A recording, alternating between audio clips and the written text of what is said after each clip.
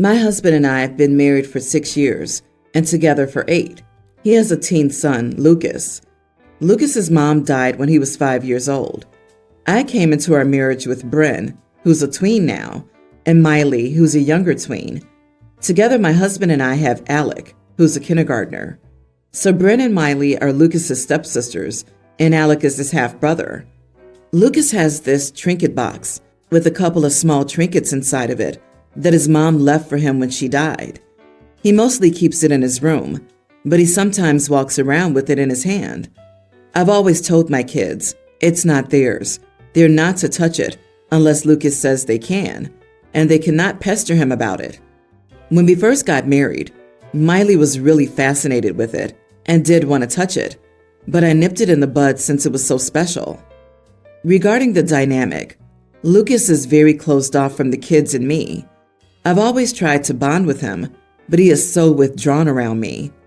Therapy, which we did when we first got married, did not get us onto a path of being close, though I never expected to be his mom, and I don't want that considered. About a month ago, we were having dinner, and my husband cracked a joke that Lucas seemed to care more about the trinket box than us, after Lucas refused to let Alec get a closer look at it. Lucas said very seriously that the box meant more than the kids and me, and he would gladly trade us to save the box if anything happened to it.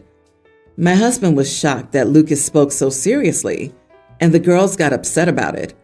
Alec wasn't paying attention when it was said. My husband took Lucas aside to speak to him, and I spoke to the girls. They told me Lucas had said that before, that he would trade our lives to save his box, that we better hope he's never asked to keep one of us or the box, because the box would win. He said this to them on a few occasions over a period of time. They never told me because they didn't know how to bring it up. He told Alec the same as well. My husband said Lucas would need therapy because he saw nothing wrong with saying that honestly. I told him he was saying it more to the kids when we didn't overhear.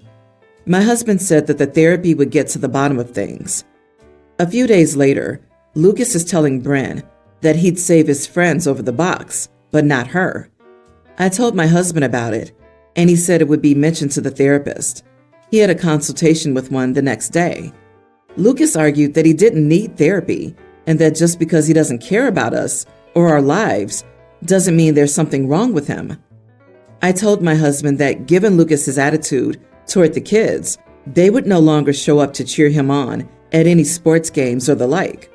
My husband argued, we're still a family. I told him my kids do not need to cheer on the boy who has told them to their faces multiple times that their lives are meaningless to him. My husband thinks I'm overreacting, and I would be wrong to do this. Am I the idiot? Why the heck does this topic of saving someone over the box keep popping up like that at dinner? Everyone's the idiot here, except the kids. Honestly, it sounds like this toxic environment was brought about by the adults. Your husband's comment during dinner should have never happened. Why would you ask something like that to a teenager who is clearly missing his mother? There's a decade worth of info missing. Your stepson is only a mid-teen. Just leave him alone and let your kids have the choice to go or not to go to his games. 100% agree. Leave the kid alone. Are you expecting the therapist to fix him? It's not just the children who need therapy. You and your husband helped create and foster this dynamic. You're part of the issue here, to be blunt. And don't try to claim you're in therapy, because no reasonable therapist is going to support your idea that when a hurting teen says something, lashing out at younger step or half siblings, the best way to fix that is to retaliate by not supporting him. If you're in therapy, you need another therapist. I suspect the box that the boy carries around can be the literal only thing he has from his mother, and that's why he's so protective of it. My heart breaks for this poor kid. I don't blame him for what he said, and I completely understand it. Andy's got a family who treats his mom's death like a curiosity or a joke, or who shows signs of having moved on completely. Maybe it would be good for him to know his father still misses her and thinks about her too. If I were him, I'd only save the box too. My dad died unexpectedly and was relatively young. My younger sister was a toddler at the time. Her hair was a lot like his, it's super curly. Because of this, our mom did a lot to maintain it.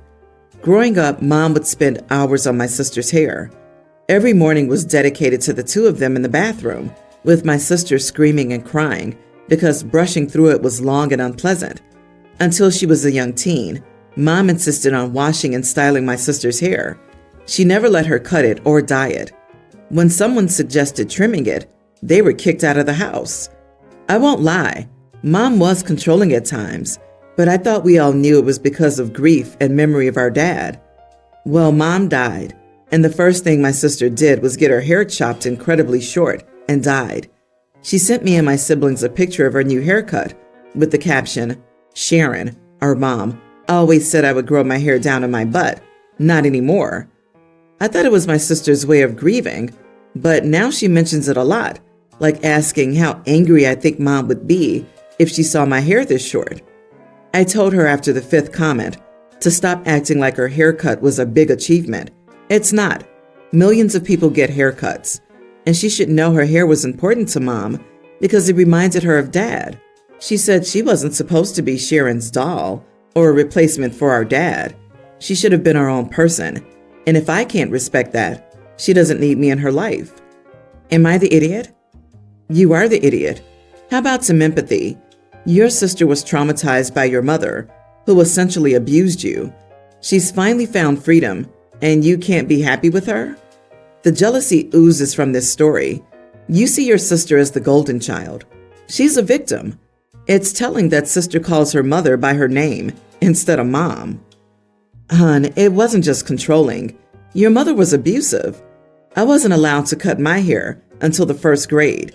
It was already below my butt. I was a little kid sitting on my own hair. Finally, my father's the one who said, if she wants to cut it, she should be allowed to cut it. I went in with over 2 feet of growth and came out with a bowl cut, the only name of a short haircut I knew. It was absolutely an accomplishment for me. Part of the problem is that it sounds like OP had a much better relationship with their mom. I think OP actually grieved for their mom's death and missed them, whereas for OP's sister, her mom's death was just the end of a cycle of abuse and being treated as her mother's doll.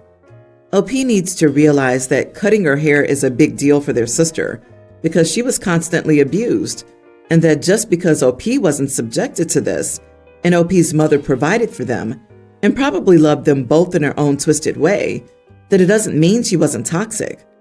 OP is definitely the idiot for minimizing their sister's trauma, and both of them would benefit from therapy. I, 38 female, have 3 kids, all girls.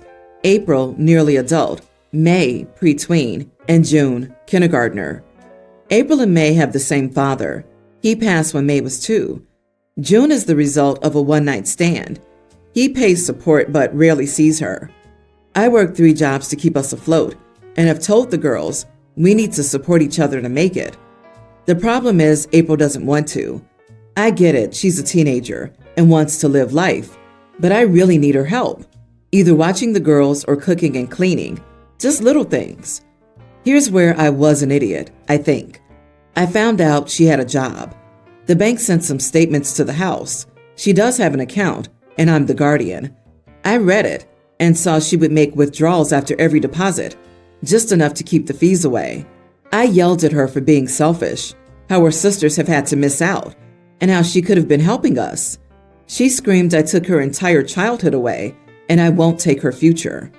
The little ones were crying, so I'm trying to comfort them and get through to April.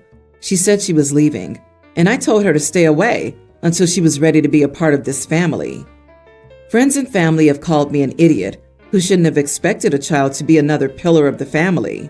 Some have said I was wrong, but so was April, and that we need to compromise, and maybe she pays me rent. I don't think there's anything wrong with expecting each family member to help the family. Even my youngest helps by cleaning. So am I the idiot for expecting my daughter to help with the family? You are the idiot. Reading between the lines, I'm betting that April spent a lot of her childhood being used by you as a free babysitter and housekeeper just because she was the eldest. Now she's had enough and is rightly planning for her own future away from you and your demands. You found out she has a job, So presumably she didn't tell you, and you then went snooping and found her bank statements and read those and screamed at her for basically daring to spend some of her own money and not letting you get your hands on it. So you're not just looking for support via chores. You're looking for your oldest daughter to financially support her younger siblings while still being a child herself. You have 3 children. The oldest isn't there to prop up your failings to support the family. She isn't there to take on the responsibilities for your life choices that didn't work out for you. She said she was leaving, and I told her to stay away until she's ready to be a part of this family. Big yikes. Cinderella has had enough of your BS, so you either better start listening to her or accept a low contact or no contact relationship going forward. I understand family pulling together and helping each other in tough times, but it sounds like you tried to rely on your eldest as if she were an adult. She's your kid, not your maid or your personal bank. My wife, 26, and I, 27 female, have been together for 6 years and married for 2. Our marriage is usually perfect, and we just had a beautiful baby boy a few months ago. However, my wife had a tough pregnancy, so she took 3 months off work and became a stay-at-home mom. She and I have been swamped for the last year because of this and have both gained weight. I gained 25 pounds and she gained nearly 80 pounds. So we decided together we needed to make changes. I've been going to the gym in the morning, but she says she doesn't have time with the baby, which I understand. I also usually work late, so I assumed she'd be making healthy dinners since she's at home. And she did this for a couple of weeks, but then she got back into buying unhealthy fast food. We spoke about this many times, and she said she would try to make time, and it seemed great until I realized I had lost almost 15 pounds, and she had gained 5. We had a discussion about it, and she was immediately very defensive and admitted when I wasn't at home, she gets herself fast food and doesn't work out at all. I know she's insecure about her body, and to be honest, I don't find her very attractive anymore either. Of course, I don't say this to her face.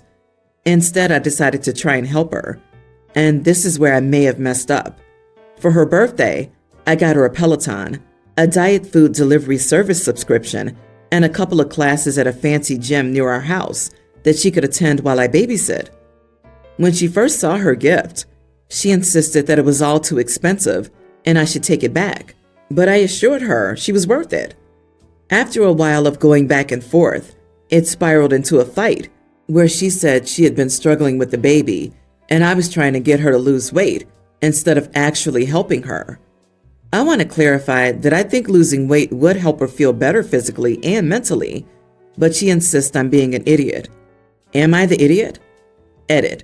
I work 50 to 60 hours a week, and I help with our son whenever I can. My wife also chooses to be a stay-at-home mom and refuses to put him in daycare.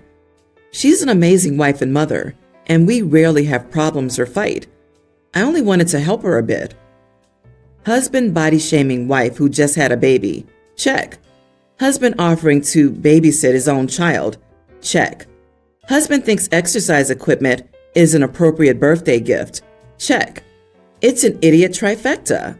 I like how we didn't offer to help with meal prep or go on family walks together. Help her more with the baby so she's rested enough to take care of herself. Being a stay-at-home mom to a newborn is exhausting and never-ending. When is she supposed to ride the Peloton while the baby's nursing? Also, nothing worse than starting a workout to have to stop it 10 times in 5 minutes because the baby needs something.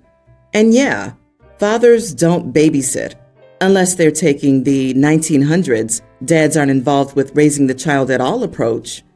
Man, I wouldn't be surprised if the reason she's gaining weight was because of all the pressure he puts on her. Right now, losing weight is not her priority, and she has other stuff he should help with. Yet this dude is constantly checking up on her.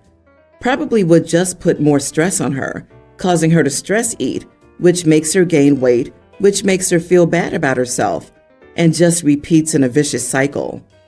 Seriously, OP, what the heck? Help your wife with house chores. Help your wife take care of the baby. Stop being a nag about such superficial BS and be the man she needs. Actually, don't help your wife with chores and parenting. You live there. It's your house, your kid. She shouldn't have to ask for your help. You should be taking care of those things and not just expect her to take care of everything and ask if she needs help. Ugh! You make her feel uncared for by your lack of involvement in these essential things and make her feel like crap for her weight. You're so the idiot. My family has a name traditionally used for the first boy in each family for generations. I'm James Lawrence.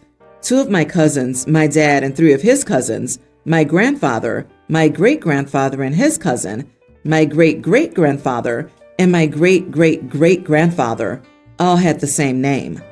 One of my cousins is expecting his first son and has already announced that he will continue the tradition.